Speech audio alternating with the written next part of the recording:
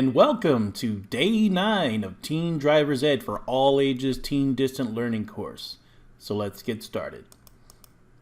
Alright, so today we're going to talk about driver readiness as well as road rage. So driver readiness, okay, so age. Age affects coordination and vision. Young drivers have the advantage, and yet statistics demonstrate that young drivers have more accidents.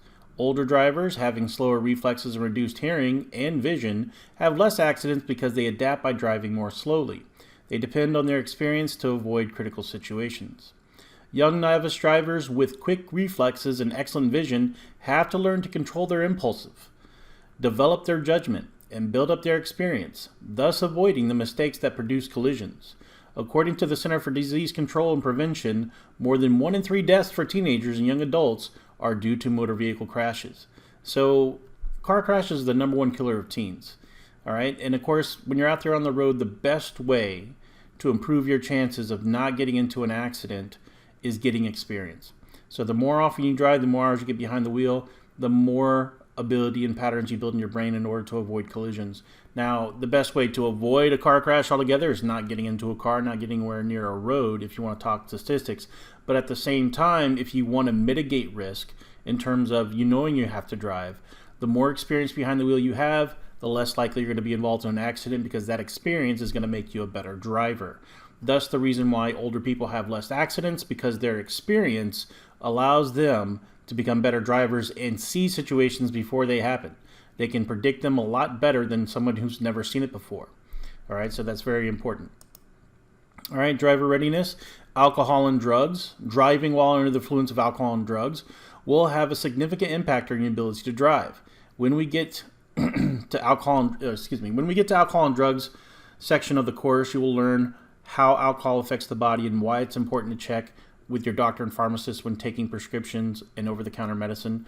Later in the course, a few days from now, we're going to have a whole section on alcohol and drugs, and we're going to dive deep into how alcohol and drugs actually affect your body while driving, but it is part of driver readiness. So anytime you get behind the wheel, make sure that you're not under the influence of alcohol or any other type of drugs. And if you're not sure whether or not over-the-counter medication is going to affect your ability to drive, please read the warning labels on the actual medication so that way you have a better understanding of whether or not it's safe for you to get behind the wheel when driving your vehicle. All right.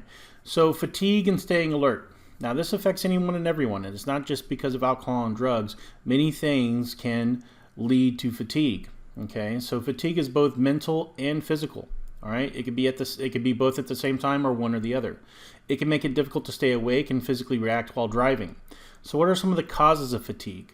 Some of the causes of fatigue include lack of sleep, stress, boredom, illness, heavy foods like junk food, and overeating, and prolonged driving and not taking breaks. Okay, all these things, including a few others you'll find in your chapter, this will cause fatigue. Okay, so if you're susceptible to fatigue, or if you're not sure whether you have fatigue, these are some of the causes that lead up to fatigue. So it's a good idea to know what it means and what causes it.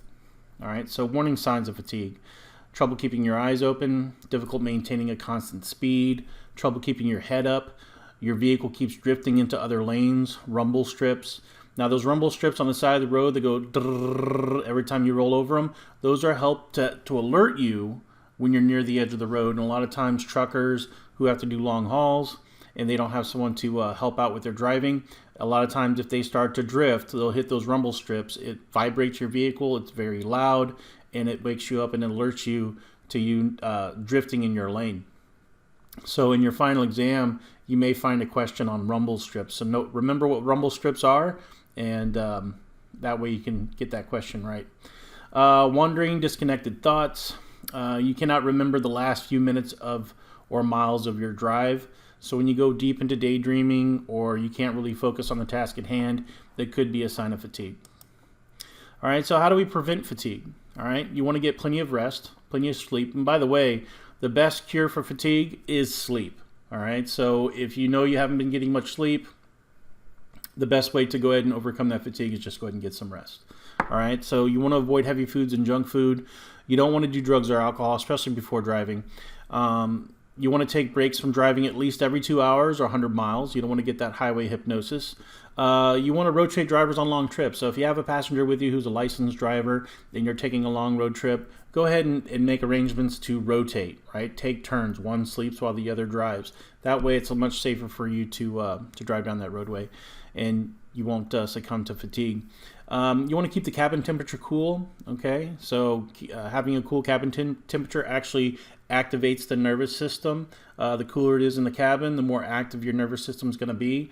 A lot of times if you ever go outside when it's cold, your body starts to shiver. Well, that shiver is the reaction of your nervous system to keep warm, and also at the same time keeps you alert. All right, 7, you want to avoid driving late at night. People sleep at night. Some people may be nocturnal. I have a tendency to stay up late myself, but at the same time, if you have a habit of sleeping at nighttime, driving at nighttime when you should be sleeping is not a good idea. So avoid driving late at night. Stay active in your driving task. Anytime you're behind the wheel and you're taking a long road trip and that highway hypnosis starts to creep up on you, just start staying active in your tasks, okay? That means looking in your mirrors, scanning left and right, looking for hazards. Another way that you could do it is by turning up the radio a little bit, maybe rolling down the windows. These are some of the things that you can do while you're inside the car if you start feeling the symptoms of fatigue. But ultimately, you want to go ahead and pull off the side of the road and find a safe place to address it. So stopping to rest. All right. So if you must stop and rest, take these precautions. All right. 1, find a safe road stop area. All right. Security is recommended. Now, if you could find a hotel, get a hotel, sleep it off for the night. But if you can't find a hotel, a rest area is a good idea. And you want to make sure if that place has security, that's even better. All right. So 2, you want to, if you do stop your car in a rest area, make sure it's well lit and highly visible area. All right. You want to turn off your engine, open the window slightly to allow fresh air into the cabin. You want to lock your doors. That way no one can come up to your door while you're sleeping and open it up on you. Go ahead and put back the chair a little bit, relax, try to rest. It's okay to fall asleep in that situation. And then, of course, after you wake up, take a walk around your vehicle to help you get up. And then also taking a walk around your vehicle, you can kind of see if there's anything around your vehicle that may be dangerous as you pull out of that space. So it's a win-win when you get out of the vehicle to walk around after waking up. Now we're going to talk a little bit about road rage. All right, so road rage, it affects everybody. So anytime you're out there on the road, you may have seen it as a passenger driving with your mom and dad or your friends, somebody out there road raging. You may have even seen somebody in your own family while you're in the car show road rage activity while driving.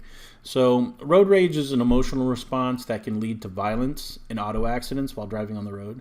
Road rage affects everyone and can be done by anyone, okay? Even people who are considered kind and patient in their daily lives, at work, at school, at home. They can be the nicest person in the world, but get them behind the wheel, they can actually become a very dangerous person. It's almost like Mr. Jekyll and Mr. Hyde, okay?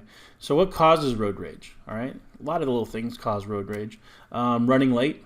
A lot of times if you are behind getting somewhere and you're in a hurry, any little thing out there on the road may cause you to be aggravated and easily get you upset. All right. So people who are normally highly emotional, if you have an anger management problem or have anger management issues, you may find yourself in more road rage incidents. Failing to use a signal, changing lanes or turning, and when you slow down and you turn and you didn't use your signal, it may upset the person behind you. Following too closely, if you start to tailgate someone, that may make them upset. Cutting someone off, if you cut them off, that may enrage them. Driving too slow can also make somebody upset. Driving too fast can also make somebody upset. Weaving in and out of traffic or any type of reckless driving can upset the people around you and may cause road rage. So these things you want to try to avoid. You don't want to trigger anybody by doing these things. And plus, at the same time, it's not safe to change lanes without a signal. It's not okay to tailgate somebody. That's a very dangerous thing to do. It's not okay to cut somebody off because we need a good following distance between cars behind us and in front of us. We don't want to take away that distance to where if anyone needed a brake hard, there's no safe cushion between you and that car. Driving too slow could also be a dangerous situation. depending on where you're at. Usually out there on the freeway, if conditions are ideal and you're still driving too slow, it may anger somebody and it may cause a dangerous situation.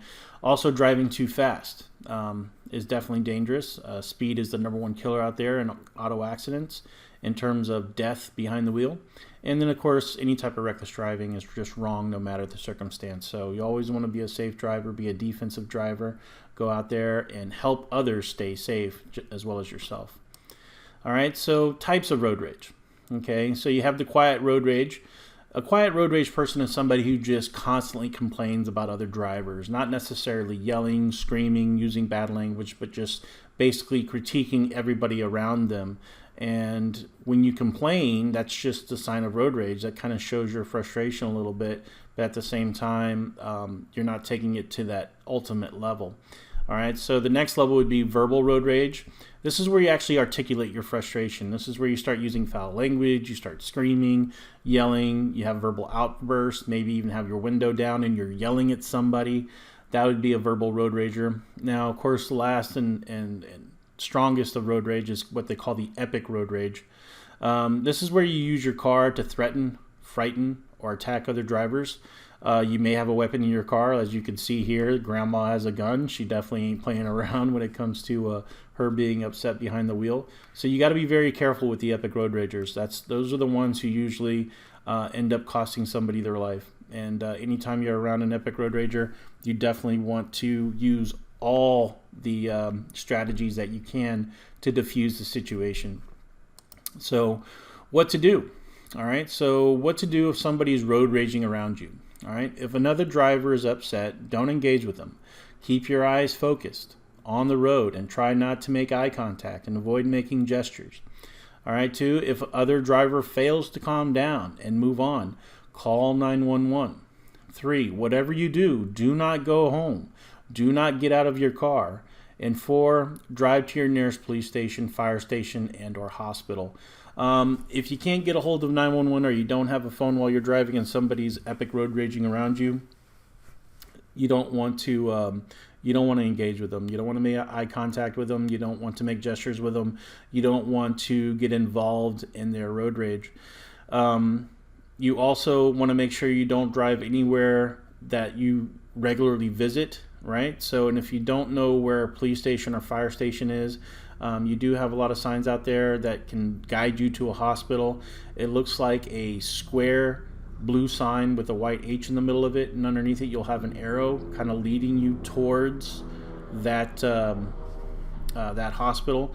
And the reason why a hospital is important is because if you drive up to an emergency room, there's always a police officer or a deputy there who overlooks the emergency room. It's well lit. There's a lot of cameras.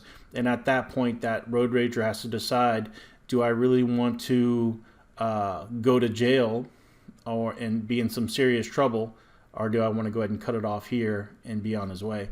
So, yeah, these are some strategies that you could definitely do when you're out there on the road and you're in contact with an epic road rager. So what to do if you are the road rager? Well, if you're that kind of person who does get upset easily behind the wheel, the first thing you want to do is get help. All right, so get anger management help. You don't want to get in the car angry. If you feel like you're already upset, girlfriend yelled at you, having problems at home, disagreement with your parents, it doesn't really matter. If you're upset, do not get behind the wheel. Go ahead and calm down before driving. You want to leave home with plenty of time to get where you're going to avoid running late. That's very important too. So if you're the kind of person who constantly is running late by 3-4 minutes every single morning, then go ahead and get up 5-10 minutes earlier and start your day sooner. Go to bed sooner the night before. Get into a habit of moving your schedule to where you're leaving with plenty of time and you don't have to worry about being in a situation of running late. And if things do happen like traffic on the roadway, it's not going to get you upset because you got plenty of time to get there. And then, of course, while you're driving, to make sure that other drivers aren't upsetting you, try to listen to relaxing music. Relaxing music, calming music definitely helps and goes a long way to keep you calm while you're out there on the road. And then also, you want to keep your car clean. Having a clean car brightens your mood, and it also makes you want to keep it clean, right? So you don't want to go out there and start driving recklessly that may actually dirty it up or anything else. So being in a good, clean environment helps you keep you in a positive mood.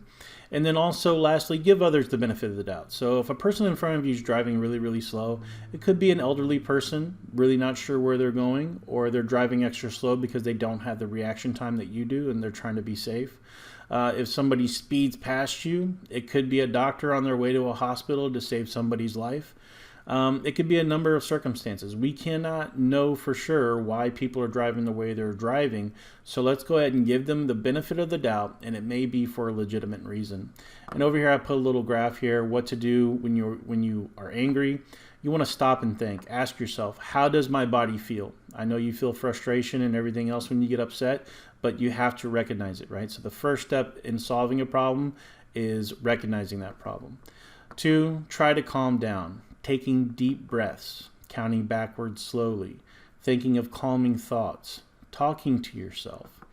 Okay. 3, think out loud to solve the problem. 4, think about it later. Ask yourself, why was I angry? What did I do? What worked? What didn't work? What would I do differently? Did I do a good job? Okay. So anger will never solve your problems. And that's true anywhere in life. So if you find yourself in a stressful situation at work, if you find yourself in a stressful situation at school, just know that anger only amplifies your problem. It does not solve your problem, okay?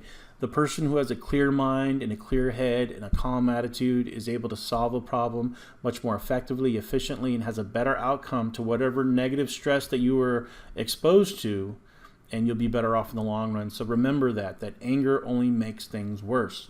Okay, so try to stay calm in all situations, and trust me, there's going to be bad things that happen in your life. There's going to be things that you don't like, or decisions that are made that really anger you, but at the same time, you can only control yourself. What others do, you have no control over. So the best thing is to control yourself. Try to think of, how can I get better moving forward? You can't change the past, you can't go back in the past, so just keep thinking to yourself, how can I improve going forward? So that's very important. All right, so what is your assignments for the day? Assignments for the day, it's real simple. I want you to go ahead and read chapter 13 and 14. Chapter 13 is on driver readiness. Chapter 14 is on road rage. I want you to go ahead and do exercise A in your workbook for chapter 13 and 14. I also want you to go ahead and search for a few videos on road rage. Be careful what you search for, though. Try to avoid things that would use a lot of foul language. Try to stick with like news clips, so that way it's kind of PG and it kind of takes the rated R out of it. But if your parents do allow you, or you are 17 or 18 years old and you're able to look at that content with a mature mind, then it would definitely be a great example of what road rage looks like out there on the road, and that way you're better prepared to handle it when you do see it. And of course, go ahead and email me your assignments at mrjamesdriverzed@gmail.com, and I will see you tomorrow.